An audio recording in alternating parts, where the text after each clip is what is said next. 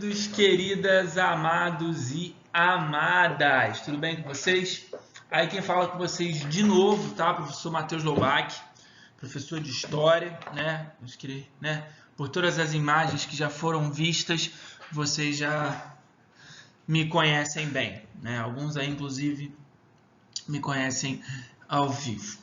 Então, de novo, estou aqui, voltei, né, dessa vez para falar sobre o segundo reinado, a consolidação do império e, obviamente, a formação aí do que foi o maior reinado da história do Brasil, que foi aí o período no qual Dom Pedro II governou. Né?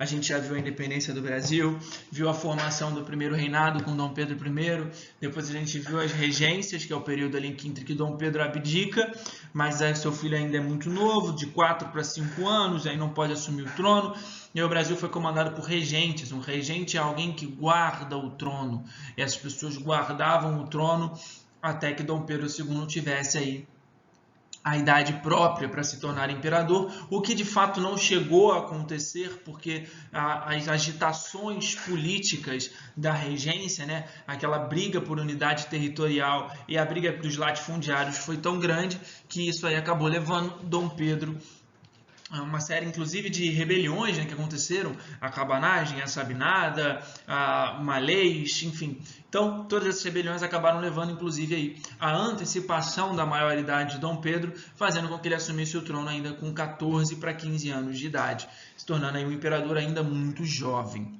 O que a gente vai ver aqui hoje, na verdade, é a consolidação dele enquanto imperador.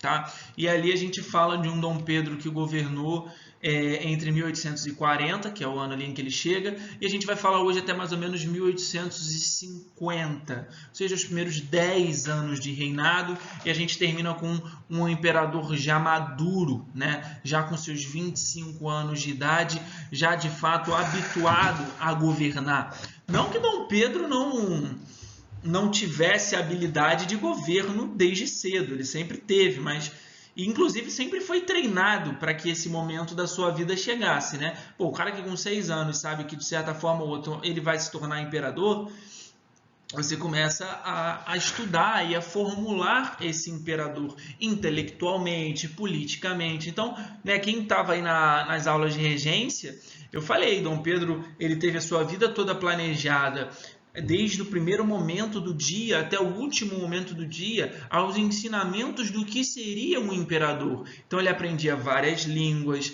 ele aprendia a andar a cavalo, ele aprendia artes de política. Cara, esses grandes clássicos da política, Dom Pedro leu tudo. Esses clássicos da economia, Dom Pedro leu tudo. Então, com 12 anos, você tem noção, 12 anos, Dom Pedro já era fluente em português, óbvio, em português, inglês, espanhol, francês e latim. No final da vida, Dom Pedro falava 17 línguas, sendo fluente em 12. Então, o cara teve, obviamente, uma vida toda formulada para quando ele se tornasse um imperador. E aí, isso acabou resultando em um monarca que governou durante 49 anos. 49 anos de um reinado que se tornou sólido. Então a gente pode dizer, inclusive, que esses 10 primeiros anos são a consolidação desse monarca. Ele passa a sofrer com crises a partir ali da última metade do reinado dele. Mas a gente pode dizer que foi aí, hoje que a gente vai falar, é como que de fato ele consegue construir as bases para governar 49 anos. Né? Como é que ele se torna essa figura política tão importante na história do Brasil? Aí foi a pessoa que ficou no poder durante mais tempo. Né? É óbvio que não como presidente. Como presidente foi Getúlio Vargas, que ficou aí somados 18 anos. Mas Dom Pedro ficou aí 49 anos como imperador. Beleza? Então, antes de mais nada, né, a nossa data histórica do dia de hoje, o dia 14 de maio, que é o dia que eu estou gravando essa aula, 14 de maio de 1796, foi o dia que Edward Jenner fez o primeiro teste do que se tornaria a vacina contra a varíola.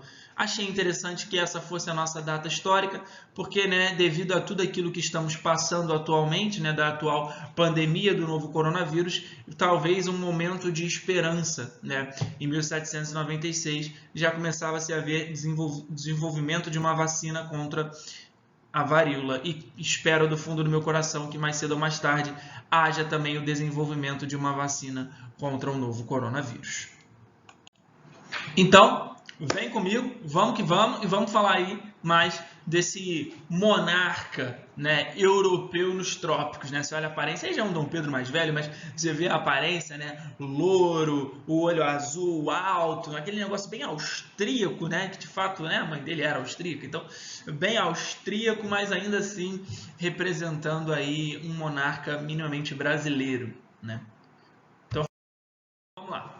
Galera, a grande parada foi o seguinte: durante as regências, o que a gente teve foi o que, né, eu chamei, ou outros historiadores também chamam, como experiência republicana dentro do Brasil. Essa experiência republicana motivada, beleza? Motivada por, óbvio, a disputa entre liberais e conservadores, né? Na época, liberais moderados, liberais exaltados, restauradores, aí depois vem com regressistas e tudo mais, e se torna o Partido Liberal, o Partido Conservador. Então, no final ali do reinado, a gente tinha esses dois partidos que disputavam, né, o cenário político dentro do Brasil.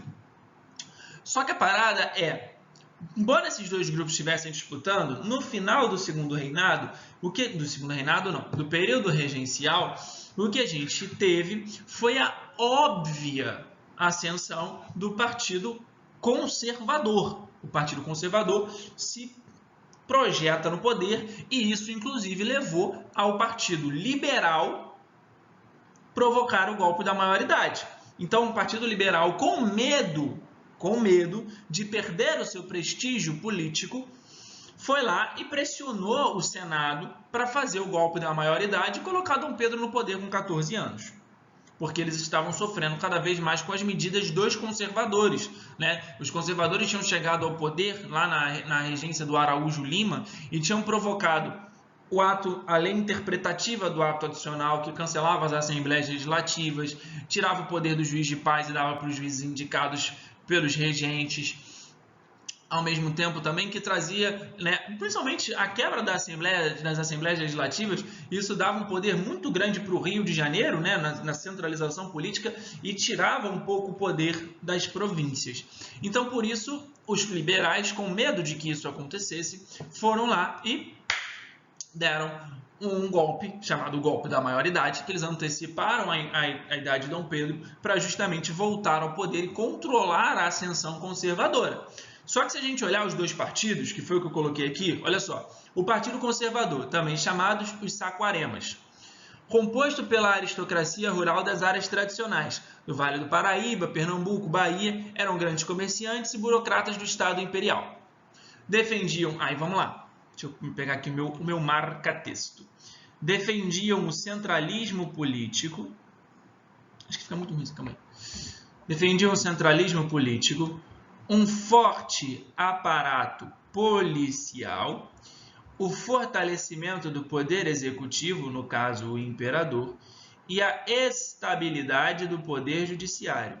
Então, por isso que eles eram conservadores. Defendem, obviamente, aí, o fortalecimento do poder do imperador e uma centralização política. Conservador porque não quer que a situação que existe se altere.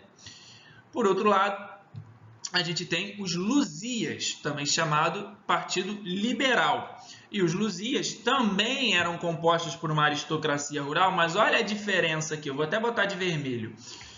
Os Saquaremas, eles são a aristocracia das áreas tradicionais. Olha aí, o Vale do Paraíba, Pernambuco e Bahia.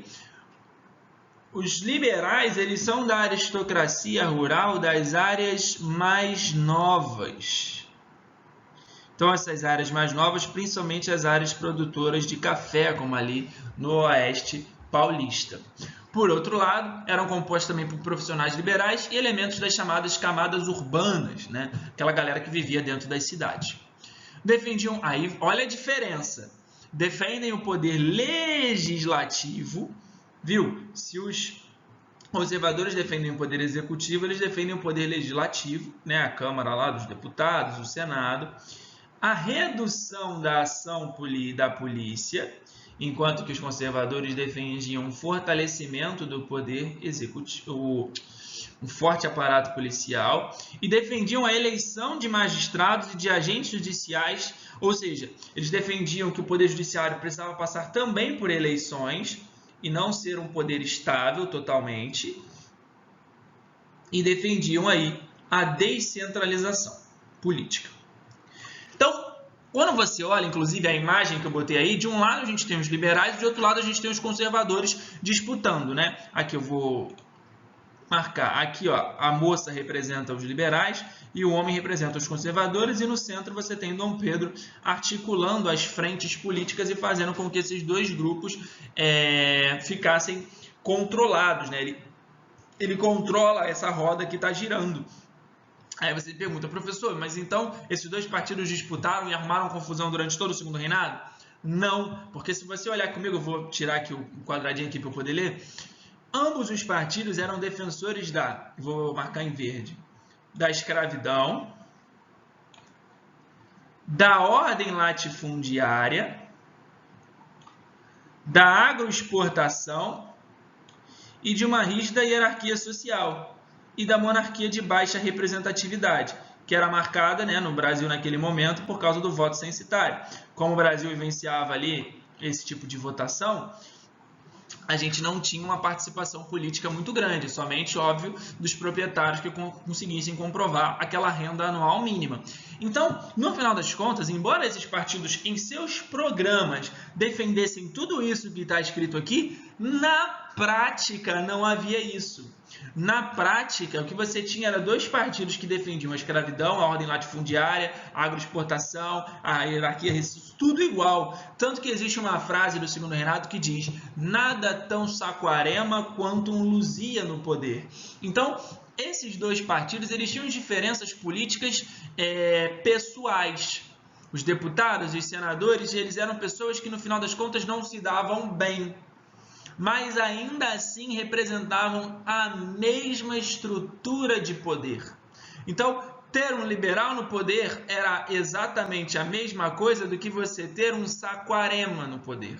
Então, Saquarema e Luzia, compreendam isso, é a mesma coisa. São dois partidos que em seus programas, na teoria, defendem coisas diferentes, mas na prática eles têm a mesma postura, defendem as mesmas coisas, que é o que? O latifúndio, a escravidão e a mesma hierarquia social. Então não foi tão difícil assim para Dom Pedro saber articular os interesses desses dois grupos.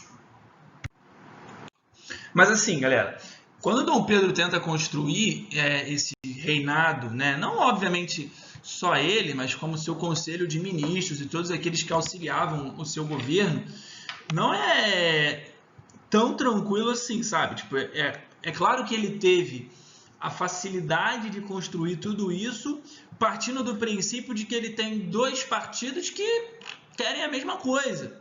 Mas, ao mesmo tempo, ele ainda sofre com aqueles que são radicais, né? Dom Pedro assumiu o governo em 1840, ainda tendo que lidar com os farrapos.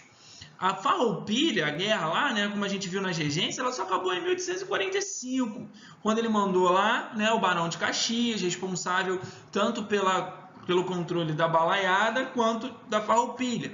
Inclusive, há uma diferença muito grande na atuação dele nas duas revoltas, né? Na Balaiada, que era uma revolta de pobre, ele basicamente executou as pessoas que participaram dela. Na Farroupilha já houve um espaço maior para o perdão, porque, né, quem estava envolvido nessa revolta era também a classe média e urbana do Rio Grande do Sul. Então, por isso, né, a gente acaba tendo aí uma diferença de tratamento. Mas o último dos levantes liberais aconteceu lá em 1848, que foi a chamada Revolução Praieira. Os liberais eles já haviam criado uma certa insatisfação, né, no Brasil. E aí, quando eu falo os liberais agora, nesse momento, eu estou falando daquelas camadas médias urbanas.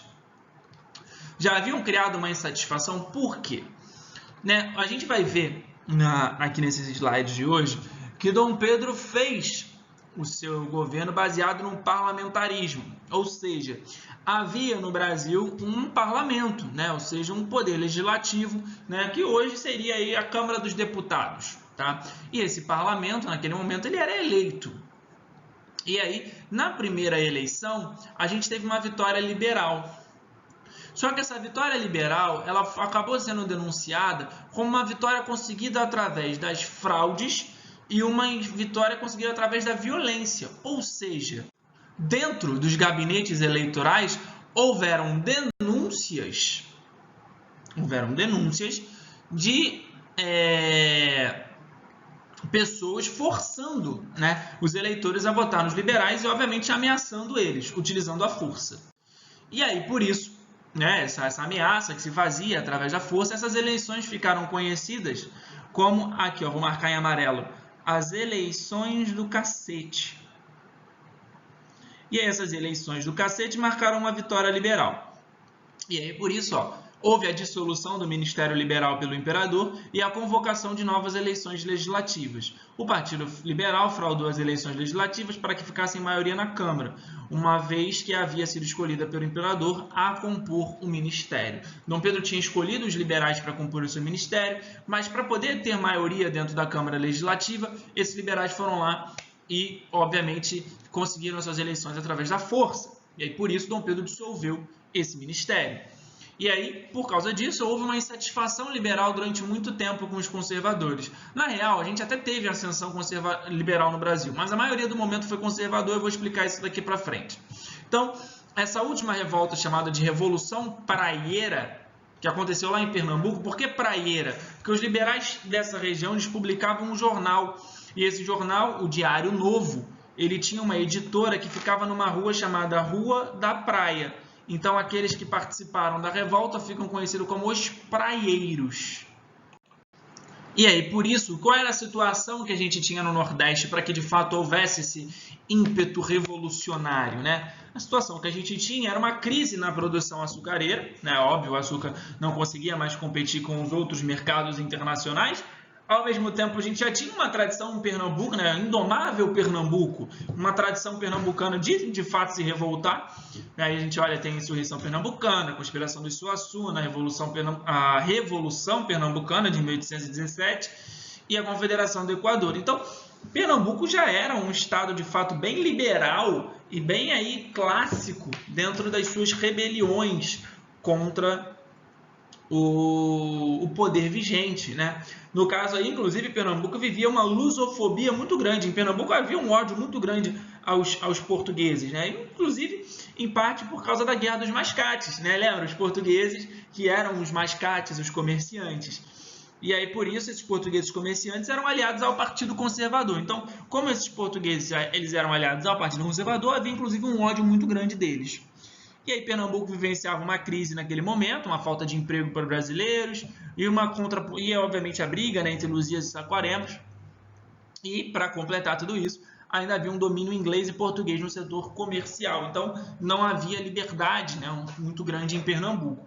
Como resultado disso foi o quê? Quando o governo substitui o governador de Pernambuco e coloca como governador um conservador, esses liberais se revoltam e tomam o estado para si.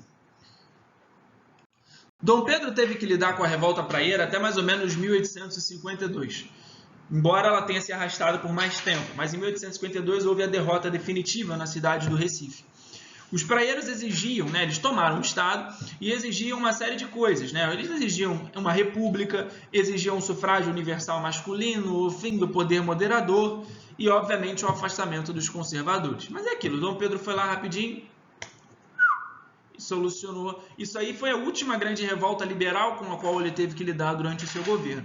Depois disso, houve aí aquele acordo de paz, digamos assim, entre os conservadores e os liberais. E aí essa conciliação, né, veio no gabinete, né, um gabinete misto, formado por liberais e conservadores, que era chefiado por esse cara aí da foto, o Marquês do Paraná. Marquês do Paraná, eu vou aqui, ó, Marquês do Paraná está aqui na foto para vocês. Então, Quando foi eleito para o gabinete o Marquês do Paraná, ele fez um misto de poder entre liberais e conservadores. E as razões para isso, né, era óbvio que você tinha um enfraquecimento do Partido Liberal, que foi derrotado nos levantes, né, tanto de 42 quanto de 48. O Partido Conservador estava rachado por causa da Lei Eusébio de Queiroz, que a gente vai falar melhor na nossa aula de economia, mas só para já deixar você a par, a Lei Eusébio de Queiroz, ela proibiu o tráfico internacional de escravos no Brasil e já havia uma intenção de realizar no Brasil uma reforma bancária, né? Porque a gente estava tendo cada vez mais uma emissão de moeda, a inflação estava crescendo. O Marquês do Paraná, que era o chefe do gabinete, Saquarema, conservador, ele percebeu tudo isso acontecendo e falou: putz, o país está efervescendo 1850, então eu preciso juntar conservadores e liberais para poder apaziguar o país. Então, ele dizia que, inclusive, isso era acalmar as paixões. Que paixões eram essas, né? Paixões revolucionárias, daqueles que queriam abolir a escravidão, daqueles que queriam uma república, daqueles que queriam tudo para transformar o país da noite para o dia. O Marquês do Paraná dizia que era necessário acalmar as paixões, tranquilizar essas pessoas. E essa tranquilidade só seria alcançada através da conciliação entre liberais e conservadores. E como é que tudo isso era possível, né? Como é que o Marquês do Paraná conseguia conciliar esses dois partidos no poder? Que você pode estar pensando assim, professor, calma aí, como é que você concilia dois partidos no poder? Não é eleição, a população vota em quem quiser votar. E é aquilo. A população vota em quem quiser votar, mas você tem que lembrar que só tem dois partidos, ou você é liberal ou você é conservador. Mas enfim. Então, a ideia é a seguinte: o parlamentarismo no Brasil passou a ser adotado em 1847. E esse parlamentarismo era baseado principalmente era adotado para promover uma maior estabilidade política, ou seja, manter aí uma estabilidade funcionando dentro do Estado brasileiro. E aí, obviamente, uma maior aproximação das nações mais desenvolvidas. Dom Pedro, inclusive, tinha esse interesse de aproximar o Brasil das nações mais desenvolvidas e só podia, obviamente, se aproximar dessas nações aquele que mantivesse um parlamento, né, uma Câmara Legislativa de certa forma importante. E, ao mesmo tempo, Dom Pedro também tentava aqui diminuir o poder dos saquaremas. Não eliminar os saquaremas, mas é não ter só eles também comandando, é ter eles e os liberais, é ter os dois ali lado a lado, porque entre 1840 e 1847 só tinha tido Saquarema, então ele olhou e falou: putz, calma aí, eu preciso apaziguar essa situação toda. Então, dentro disso, a ideia era o seguinte: no Brasil, o imperador era o elemento central do parlamentarismo, pois era o chefe do poder executivo e detentor do poder moderador. Lembrando que no Brasil a gente tinha aqueles 4 poderizinhos bonitinhos, né? Executivo, legislativo, judiciário e moderador, que era de uso exclusivo e intransferível do imperador, que era uma figura sagrada. Enfim, só que a ideia era o seguinte: como é que funciona isso? Olha comigo essas setas aqui, que isso aqui é muito importante. Porque você sempre pensa o seguinte: pô, parlamentarismo, pô, professor, eu estudei na minha aula de revoluções inglesas. Parlamentarismo que você está falando é igual da Inglaterra? Não, que vou explicar a diferença agora. Como é que funciona na Inglaterra? A gente tem aqui a parte eleições. Eleições. Na Inglaterra, as eleições são feitas pela população. A população elege uma Câmara, ou seja, elege um parlamento, que seria aí o poder legislativo. Esse parlamento elege dentro de si mesmo, os parlamentares, o gabinete executivo, que no caso, na Inglaterra, a gente chama de primeiro-ministro. Você está acompanhando aí atualmente quem é o primeiro-ministro na Inglaterra? O Boris Johnson. Ele representa esse poder executivo que foi eleito por essa Câmara. E ele tem como função, né, obviamente, controlar o poder executivo e administrar junto ao rei, no caso, o imperador. E aí, ele basicamente fiscaliza as ações do imperador. Aí no Brasil, a gente criou uma expressão muito legal para o nosso parlamentarismo, que é o parlamentarismo às avessas. Por que parlamentarismo às avessas? Porque, no final das contas, como é que funcionava? Você tinha as eleições, que eram normalmente fraudadas. Essas eleições venciam e elegiam a Câmara, o partido legislativo. Só que por que isso, né? É o azul, tá? As setas em vermelho são da Inglaterra, as setas em azul são do Brasil. Vou até apagar isso aqui para você não ficar confuso. Beleza, a população, através do voto censitário, elege o parlamento. Aí tu me pergunta, professor, mas então, o que tem a ver, por que é as avessas? Porque as eleições, normalmente, meus queridos, elas eram fraudadas, tá? Em amarelo, elas eram fraudadas. Por quê? Porque o gabinete executivo, no caso, né, o primeiro-ministro, mas aqui a gente vai falar o gabinete do imperador, não era eleito pelo parlamento. Era o imperador que indicava ele antes das eleições. Então, antes de acontecer as eleições, Dom Pedro indicava quem seria o seu gabinete executivo. Aí, no final das contas, o que eles faziam? Aí eles iam lá, controlavam as eleições. Essas fraudes aconteciam normalmente no que a gente chama de eleições do cacete, que a gente já falou lá, né? As primeiras eleições do cacete que elegeram os liberais. E aí forçavam as eleições para dar um resultado favorável ao gabinete executivo. Como assim? Imagina que Dom Pedro escolhesse um conservador para estar no seu gabinete. No caso, o Marquês do Paraná. Se ele tiver uma Câmara que é, em sua maioria, liberal, o gabinete não consegue fazer muita coisa. Então, o que ele faz? Ele coloca uma Câmara majoritariamente o quê? Conservadora.